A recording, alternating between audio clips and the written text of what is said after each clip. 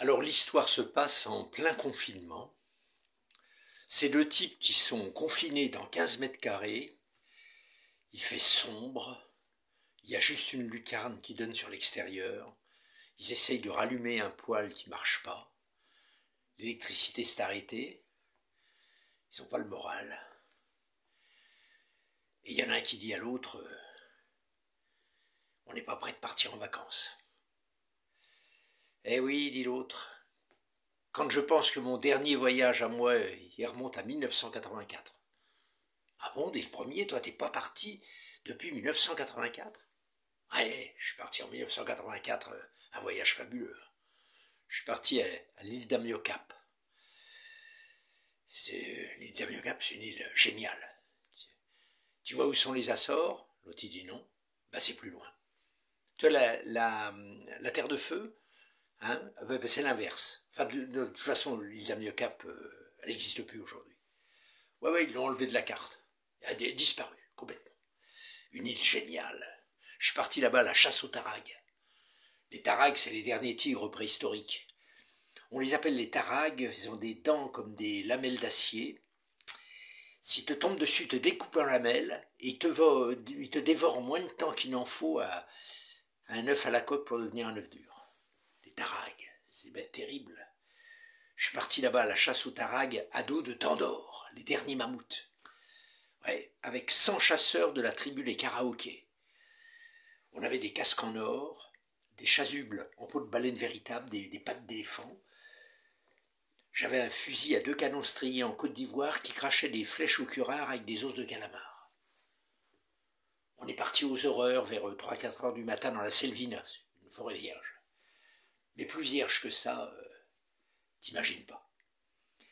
Pour rentrer dans la forêt, t'es obligé de couper les lianes, tu rentres centimètre par centimètre, les lianes se referment derrière toi.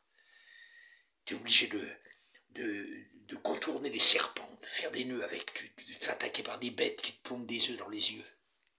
Chaque moustique te pompe 1 litre de sang à chaque goulet. Tu te fais attaquer par des crocodilococcinum, c'est des monstres qui ont une tête en forme de vaccin contre la grippe. Ils te sucent par en dessous, ils te lyophilisent. À la fin, tu ressembles à un champignon japonais.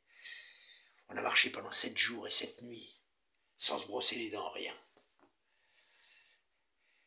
À la fin, les autres s'enfonçaient dans les marais, ils avalaient des couleuvres. J'étais tout seul, je me suis retrouvé devant un arbre, et il fallait 3 semaines pour faire le tour. Mais moi, avec mes dents, j'ai fait un tunnel en dessous, et j'ai réussi à m'introduire dans la tanière des tarags. Et là, je me suis retrouvé devant le dernier des tarags, vous êtes 3 mètres de haut, c'était un géant, c'était le dernier. J'ai pas perdu mon sang-froid. J'ai visé exactement entre les 2 yeux.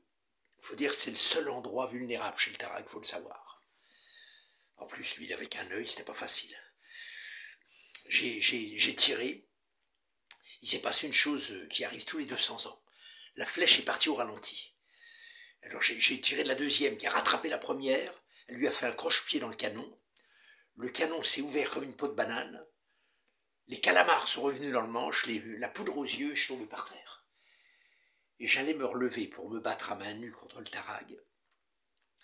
À ce moment-là, une colonne de fourmis rouges géantes passait en transportant de la colle UU.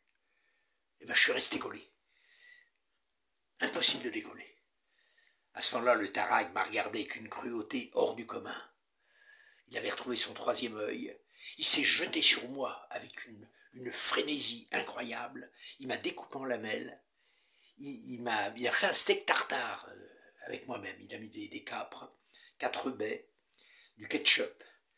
Il m'a dévoré entièrement, je dis bien entièrement. Il n'a même pas laissé un bout d'ongle, rien.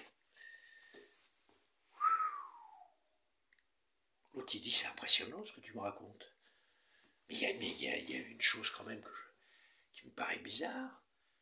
Tu dis que tu t'es battu contre le tarag et tu dis que le tarag t'a dévoré et tu es en train de me le raconter. Non mais je veux dire, si tu es là, maintenant, c'est que tu es vivant. Si tu te trouves devant moi dans la chair de ton corps et le souffle de ta voix pour le narrer, c'est que tu es en vie. Et à ce moment-là, l'autre se remet à essayer de démarrer son feu. Il dit, parce que toi, t'appelles ça une vie.